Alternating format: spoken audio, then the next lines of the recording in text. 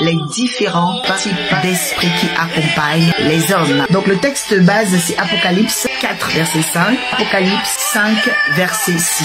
Du trône sortent des éclairs, des voix, des coups de tonnerre, et devant lui brûlent 7 lampes ardentes qui sont les 7 esprits de Dieu. Apocalypse 5, verset 6. Puis je vis au milieu du trône 4 êtres vivants, au milieu des anciens, un agneau debout comme offert en sacrifice. Il avait 7 cornes, 7 yeux, qui étaient les 7 esprits de Dieu envoyés par toute la terre. Les 7 esprits de Dieu, les esprits qui accompagnent les hommes. Quand on parle d'un esprit, on parle, d'une forme incorporelle, une forme invisible qui accompagne quelqu'un. Mais on peut la sentir. Un esprit peut se ressentir. S'il passe quelque part, on peut ressentir sa présence. Un esprit, peut être perceptible dans certains plans. Ça veut dire que quand vous avez les yeux spirituels, vous pouvez maintenant percevoir ces esprits. Et on ne les voit pas dans le physique, mais on peut les percevoir dans le prisme, dans la connaissance du monde spirituel. Les esprits, donc, sont des formes incorporelles, qui dirigent des choses. Donc, en tant esprit, par exemple, ange, démon, pensée ou réflexe.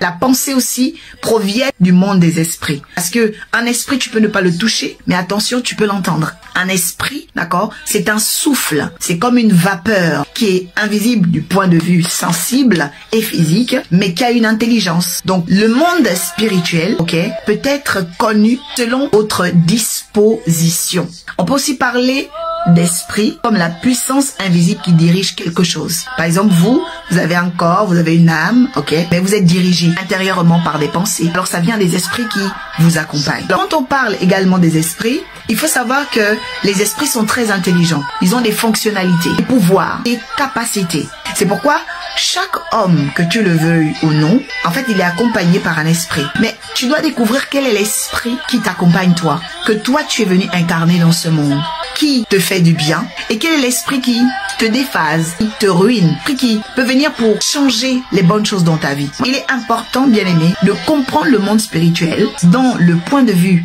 des esprits, pour savoir en réalité qui t'accompagne. Alors, les premiers types d'esprits que vous allez trouver, dans Genèse, la Bible dit, au commencement Dieu créa, le ciel, la terre et tout ça.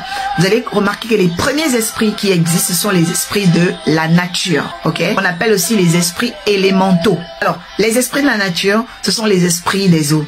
Ce sont les premiers esprits. La Bible dit, l'esprit de Dieu se mouvait au-dessus des eaux. Donc, vous allez remarquer que on a les esprits de la nature. D'accord? Et dans les esprits de la nature, vous avez les esprits des eaux, les esprits de la terre, les esprits du feu. Vous avez les esprits de la forêt. Eux aussi font partie des catégories d'esprits de la terre. D'accord? Ensuite, vous avez des esprits qui sont dans l'air. Après, vous avez les esprits qu'on appelle les esprits de Dieu. Nous avons lu ici en Apocalypse que Dieu a 7 esprits. Quand Dieu vient créer le monde, nous remarquons que son esprit dominait déjà.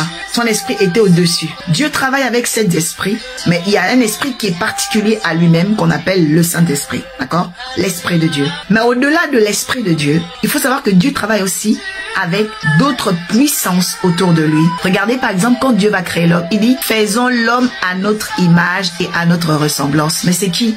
C'est qui faisons? En fait, ce sont ces 7 esprits-là. Ce sont ces 7 esprits qui brûlent devant lui. La Bible dit dans Apocalypse chapitre 4, verset 5, qu'il y a 7 lampes qui sont les 7 esprits de Dieu qui brûlent devant lui. En fait, Dieu forme un consistoire. Dieu forme une réunion d'esprits. Et le psaume 82 dit que Dieu règne au milieu des dieux. Ça veut dire quoi? Dieu est Dieu, mais il règne au milieu des dieux, en fait, des esprits qu'il a rendus Dieu, qu'on appelle en hébreu les Elohim. Alors, il faut savoir que il y a 7 Elohim, parce que ces esprits-là ont la divinité qui ont créé l'homme, les forêts, les mers et tout. Donc, ce sont des Elohim. Ce sont des esprits gouvernants, les esprits de Dieu. Donc, après les esprits de Dieu, la nature, vous avez maintenant, les esprits ancestraux. Sont des figures, qui ont existé avant que tu n'arrives au monde, qui sont dans ta lignée de génération en génération et qui représentent en fait des mémoires. Par exemple, on parle en France, dans l'archéologie, on parle de devoir de mémoire. Par exemple, dans votre famille, vous avez des mémoires qui sont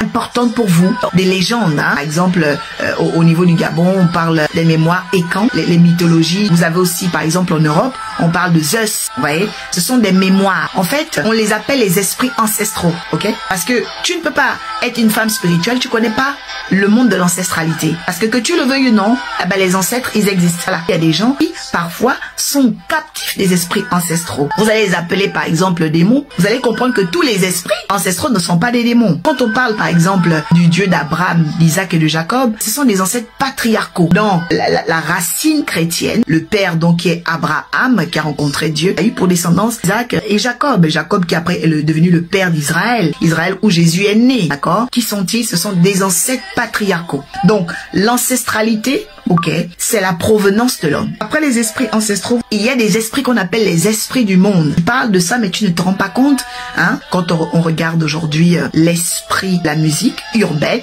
hein, le rap, le R&B et tout ça. Parfois, il y a des gens qui vont même dormir, tu rêves, je sais pas moi, de Rihanna, tu rêves de Beyoncé. En fait, ce sont les esprits du monde. Ils n'ont pris que le visage de la personne, mais on les appelle les esprits du monde. Voilà, parce que le monde aussi est régenté par des esprits. Ensuite, vous avez donc les esprits qu'on appelle les esprits de défunt ou encore les esprits de mort. Et il faut savoir que tous les morts ne sont pas des mauvais morts. Parce que même dans ta famille, toi, tu n'es pas la première chrétienne. Donc, les esprits de mort ou encore les esprits de défunt, ok, ce sont des hommes et des femmes qui ont vécu, tout simplement, dans ta lignée, dans ta famille, qui ont eu une histoire bonne selon leurs actions, qui ont aussi eu une histoire mauvaise selon leurs actions. Les premiers types d'esprits qui accompagnent les hommes, ok, c'est d'abord les esprits, ok, de la nature, parce que l'homme a été tiré de la terre. Après, on a les esprits de Dieu, ancestraux. Après, vous avez les esprits du monde, de défunts, ou les esprits de mort. Parce que il y a des gens, parfois, tu te rends pas compte, tu as une grand-mère qui vient dans tes rêves, après ça, tu gagnes de l'argent, tu vois ton grand-père, après ça, bouf, tu as un accident. C'est deux morts, mais ils n'ont pas le même effet dans ta vie. Parce que c'est deux esprits qui sont différents. Parce que dans la Bible, vous allez découvrir qu'il y a des esprits de mort, des esprits de défunts qui sont venus vers, par exemple, Jésus. On dit que Élie, Moïse était déjà parti, mais ils sont venus. C'est des morts. Ouais, c'est des esprits de mort, des défunts qui sont venus à côté de Jésus,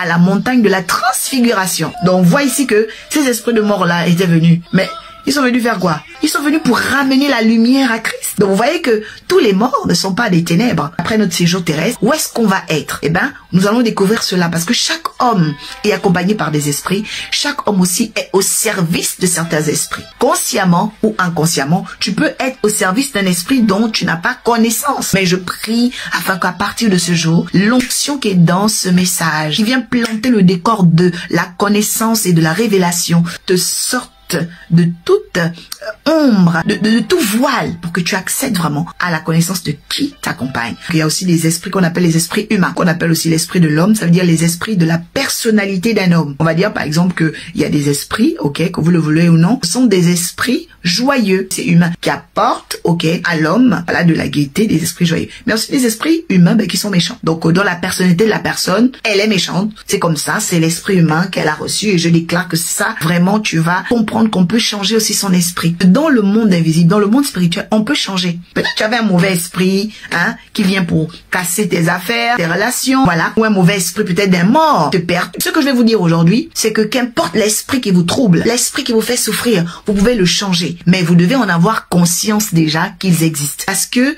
on ne guérit pas dans le déni. Et après donc les esprits humains, ok, vous avez ce qu'on appelle les esprits totémiques. C'est tout ce que vous allez voir dans les civilisations, dans les nations, les figurines. Ce sont des esprits totémiques. Par exemple, on va remarquer en France, le totem est beaucoup utilisé comme le coq.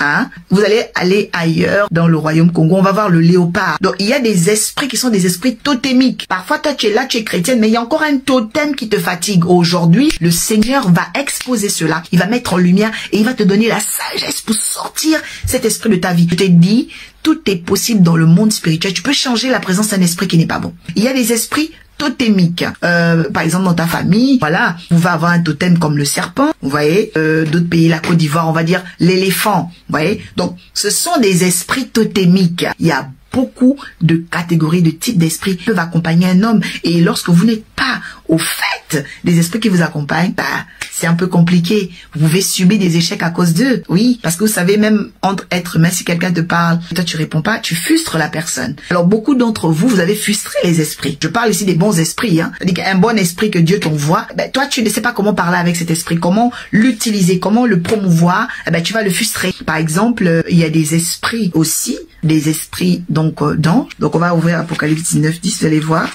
Hein? L'ange me dit alors, heureux ceux qui sont invités au festin de noces de l'agneau. Puis il ajouta, ces paroles sont véritables, les paroles de Dieu. Je tombais à ses pieds, donc aux pieds de l'ange, pour l'adorer. Mais il me dit, garde-toi bien de le faire. Je suis ton compagnon de service. Et celui de tes frères et sœurs garde le témoignage de Jésus. Vous entendez comment l'ange a dit? Je suis ton compagnon. Bon, ça c'est dans le cadre d'un bon esprit. Mais toi, au jour d'aujourd'hui, si tu as un mauvais esprit, il ne se présente pas. Tu vois seulement les méfaits, les actions, les événements, les péripéties. Bien aimé, quelqu'un écrit ici, ça doit s'arrêter. Donc, nous devons prêter l'oreille au monde spirituel pour savoir qui nous accompagne. Parce que l'ange a dit à l'apôtre Jean, je suis ton compagnon de service. Donc, les esprits, bien-aimés, sont des puissances invisibles qui dirigent quelque chose, qui gouvernent quelque chose ou qui servent aux intérêts d'un royaume ou d'une personne. Alors, on a des esprits qui sont aussi des esprits d'anges. On a des esprits qui sont aussi des esprits de démons. Je vais vous dire une chose importante. Tous sont des esprits, mais tous ne sont pas des anges. Dans les esprits, il y a des esprits qu'on appelle les êtres. Par exemple, la Bible parle des 4 êtres vivants. Ils ne sont pas des anges. C'est pourquoi vous devez faire la différence. Tous sont des esprits,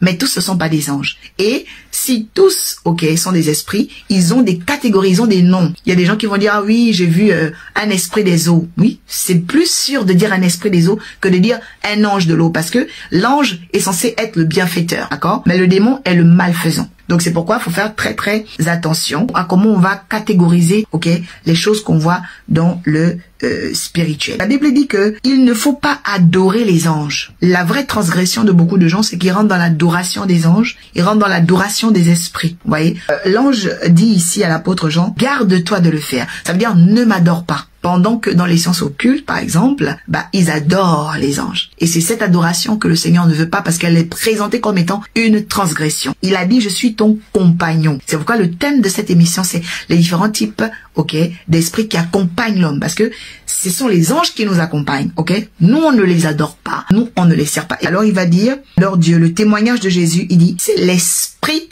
de la prophétie. Alors vous devez aussi savoir que dans le monde ecclésiastique, dans la Bible, on découvre aussi qu'il y a l'esprit de la prophétie. Ça veut dire qu'il y a des esprits qui sont des esprits prophétiques. Parce que même quand vous remarquez, les ministères prophétiques, tous les prophètes ne sont pas pareils. Isaïe était différent. Donc, les esprits prophétiques sont, des esprits donc de prophètes, d'accord, qui sont censés faire la volonté de Dieu dans une civilisation, une génération, un temps. Voilà. Ce sont des esprits prophétiques. Et on dit que Jésus avait cet esprit-là. Il avait un esprit prophétique, d'accord? Ça veut dire un esprit qui interprétait la divinité. C'est pourquoi par la vie d'un prophète ou par la vie d'une prophétesse, on peut recevoir des messages. Parce qu'en fait, leurs vies sont des enseignements, des tomes de connaissances, des encyclopédies. Dieu l'a voulu ainsi. C'est pourquoi l'ange rétorque en disant à l'apôtre Jean, ne m'adore pas. Moi, je suis, ton compagnon, je suis un ange qui t'accompagne. Mais il te dit quoi? Je suis là parce que c'est Jésus qui m'a envoyé. Car l'esprit de Jésus, c'est l'esprit de la prophétie. Ça veut dire l'esprit qui va interpréter la divinité. Regardez Jésus. Jésus interprète la divinité. Jésus représente l'amour parfait. Parce que Jésus va jusqu'à la croix, bien-aimé, pour nos péchés. Ça, personne ne l'avait jamais fait. Et quand il donne sa vie, il va aussi ressusciter. Voyons ici une grande interprétation de la divinité. C'est qu'en Dieu, il y a l'éternité. En Dieu, il y a aussi l'immortalité. Quand tu as un esprit prophétique, en toi, bien-aimé, il y a quelque chose d'immortel. Mets la main droite sur ton cœur. Dis après moi, Seigneur, j'ai entendu ta parole. Aujourd'hui, je sais qu'il y a des esprits qui m'accompagnent. Et je te demande de les mettre en lumière. Aujourd'hui, je sais qu'il y a des esprits de Dieu sur la terre. Je sais qu'il y a des esprits de la nature. Je sais qu'il y a des esprits humains. Je sais qu'il y a des esprits ancestraux. Je sais qu'il y a des esprits totémiques. Oui, Seigneur, je sais qu'il y a des esprits du monde qui m'entourent. Mais à partir d'aujourd'hui, je te demande de les mettre en lumière. Que ce qui est de toi demeure et vienne à moi afin que je puisse, Seigneur, les mettre au service. Que j'ai de toi cette sagesse de savoir collaborer avec eux, car je ne suis pas censé les adorer, mais je dois les connaître pour optimiser leur présence dans ma vie. Je prie maintenant que tout autre esprit, Seigneur, qui me contrarie, qui me déphase, qui me retarde, qui ne vient pas de toi, et qui n'est pas un esprit bienfaiteur, ni dans le ciel et ni sur la terre, soit coupé de moi, que sa saison prenne fin dans cette série d'enseignements à laquelle j'adhère, à laquelle j'ai décidé, Seigneur, de connaître. Je prie au nom de Jésus-Christ de Nazareth que tu me fasses du bien. Que tu fasses du bien à tous ceux et celles, ô Dieu de gloire, qui vont entendre cet enseignement, qui vont entendre ces révélations. Par la puissance du nom de Jésus, j'ai prié et je dis Amen.